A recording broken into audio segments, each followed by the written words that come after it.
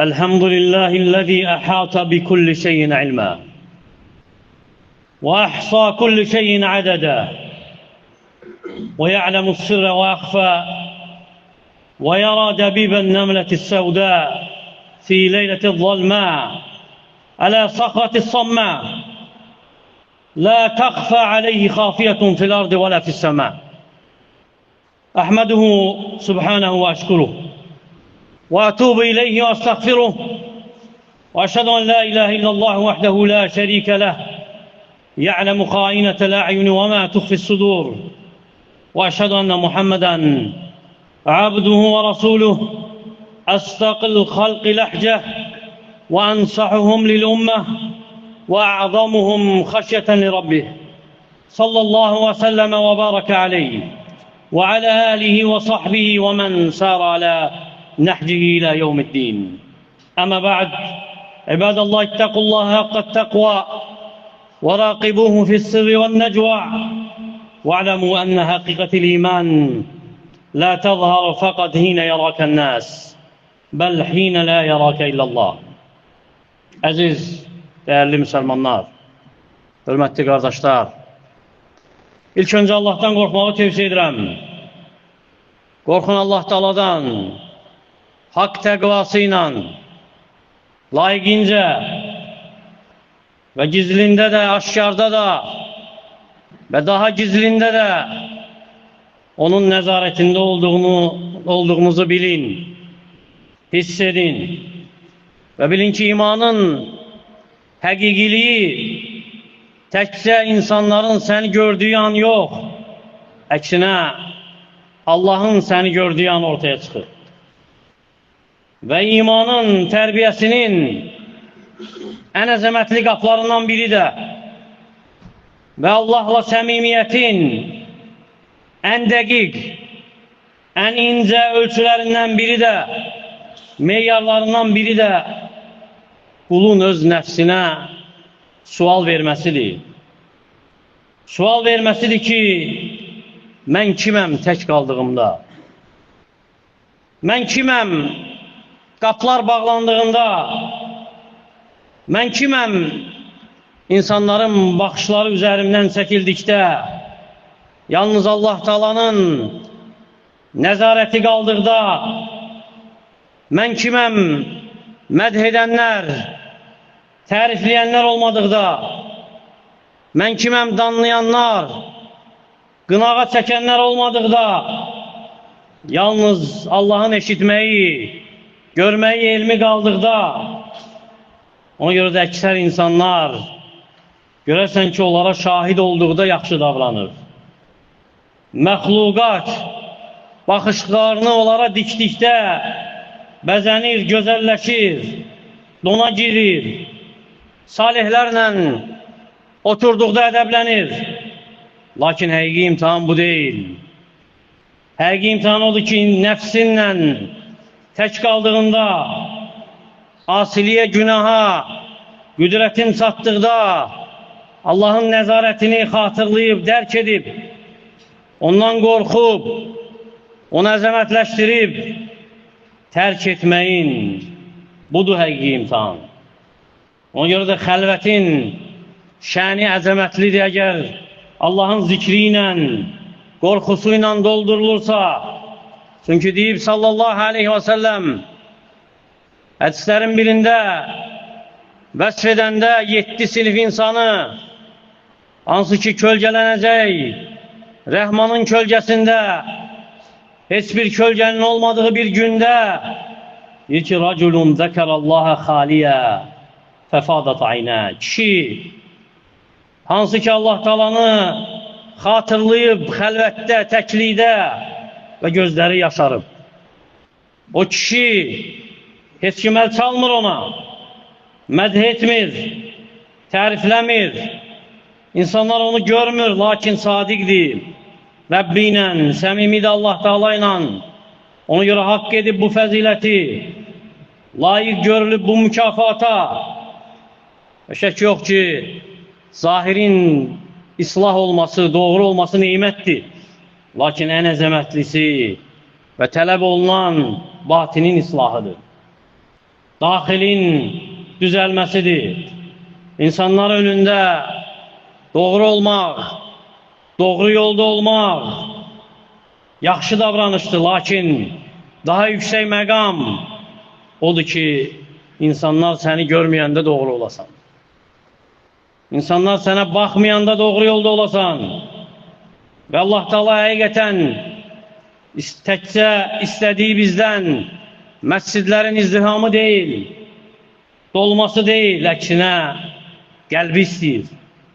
Qəlbə baxır, sadiqdir yoxsa yox, səmimidir yoxsa yox, pakdır, təmizdir yoxsa yox, aşkarda qorxduğun kimi, gizlində də qorxursanmı? İnsanlardan aşkarda utandığın kimi, gizlində də ondan utanırsanmı? Ona görə neçə qul var ki, xəlvət günahları məhv edib onu, dağıdıb qəlbini, əməlini, günah onu kiçik görür. Lakin Allah qatında əzəmətlidir, gizlində asilik edir, lakin bilmir ki, yazılır. Qəflət anı yüngül sayır onu, lakin ola bilsin ki, o qəflət anı onun qəlbinin sərtləşməsinin səbəbidir. İbadətin ləzzətindən məhrumiyyətidir, sinəsinin köksünün darlığıdır, işlərinin çətinləşməsidir.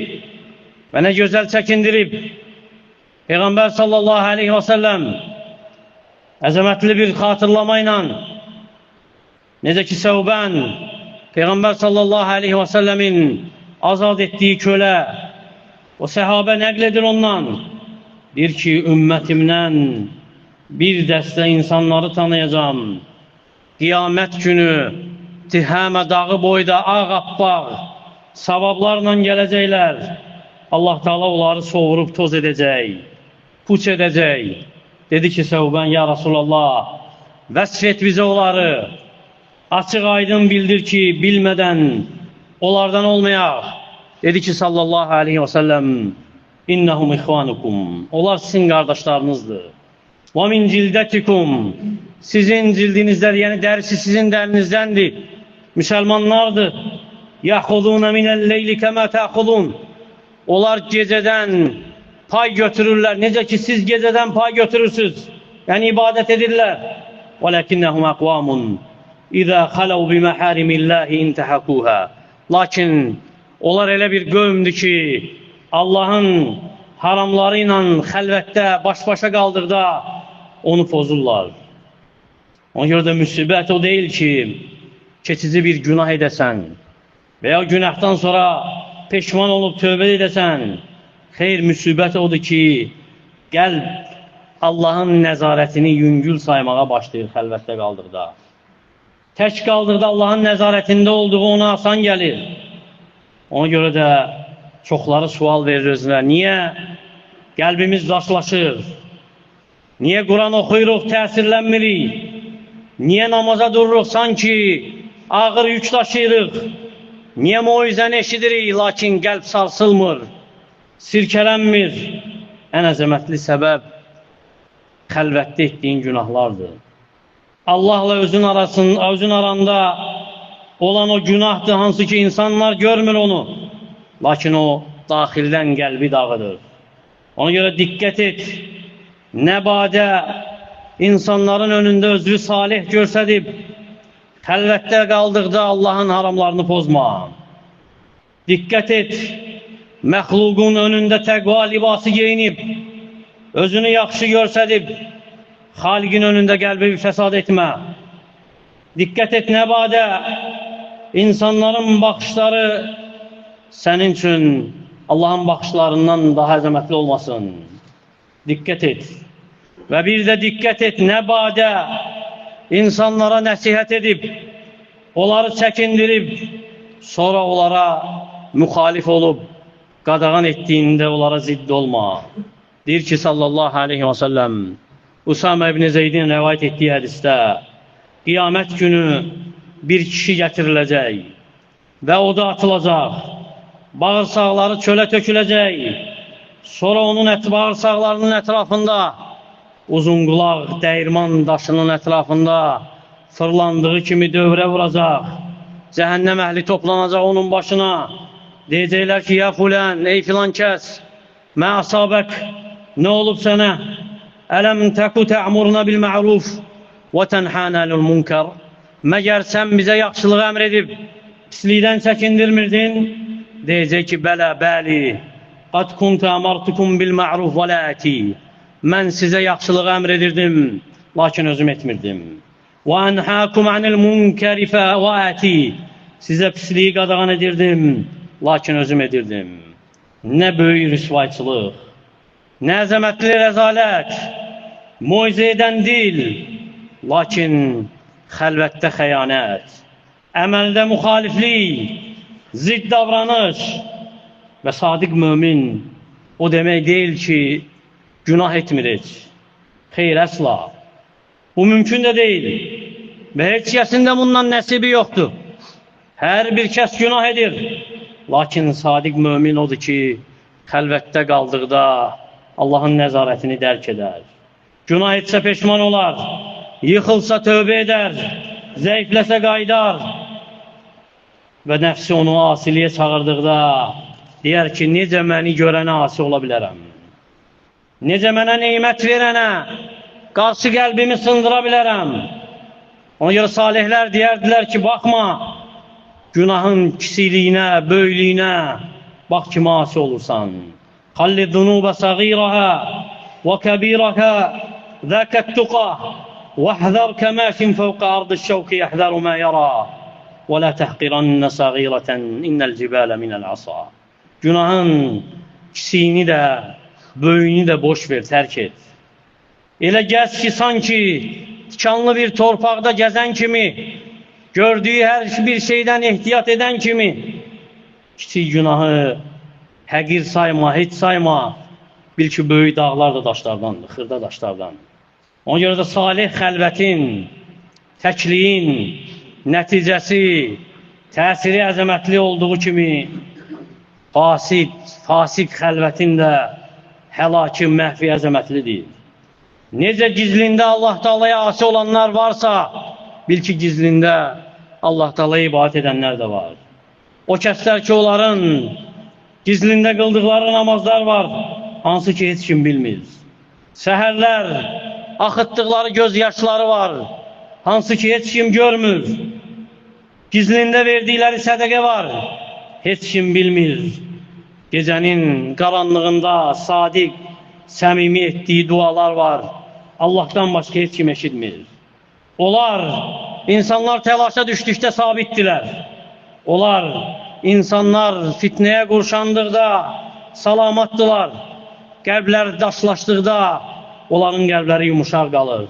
Çünki onlar Allahla öz aralarında olanı gizlində islah ediblər. Gizlin əməllərlə, salih əməllərlə.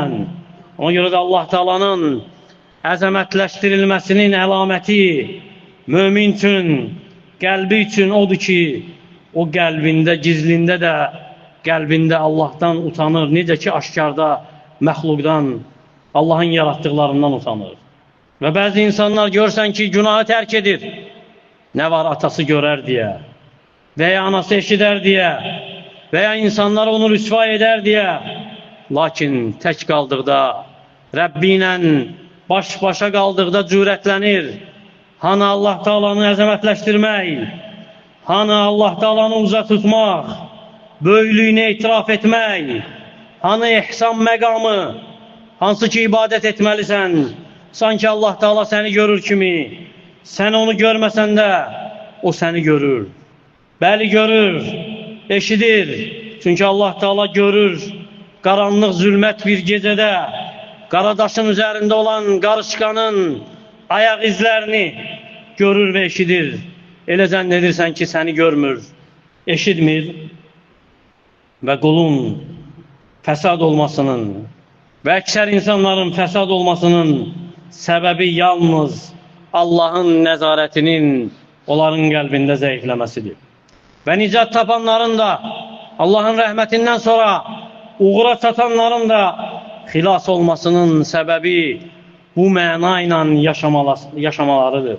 Allah Teala məni görür, eşidir, halımı bilir, qəlbimə baxır. Ona görə də ey gizlində günahlar onun yükünü ağırlatmış, tövbə qapıları hələ açıqdır.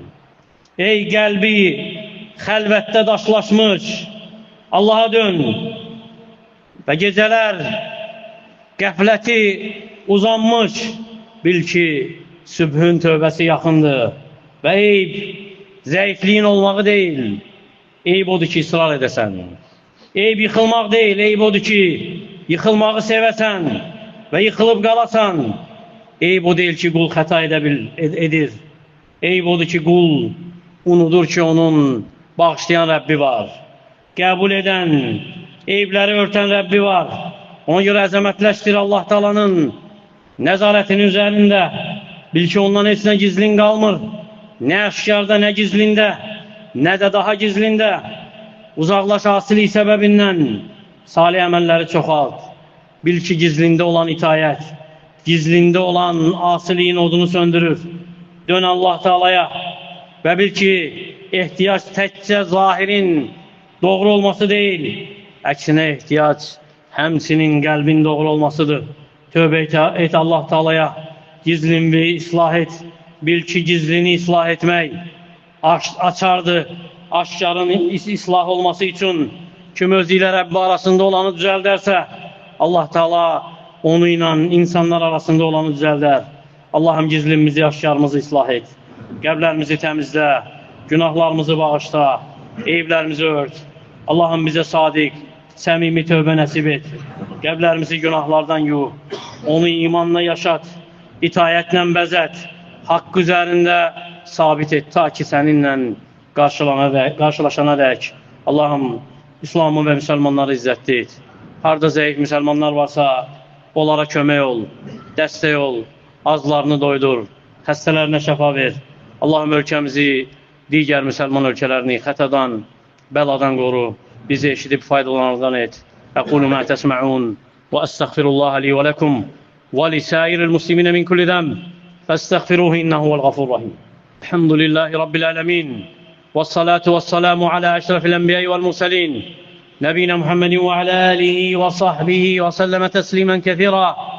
İbadallah, innallaha ya'muru bil adli vel ihsani və ita'i zil qurba və yenha anil fahşai vel munkari vel baghi. يعظكم لعلكم تذكرون واقم الصلاة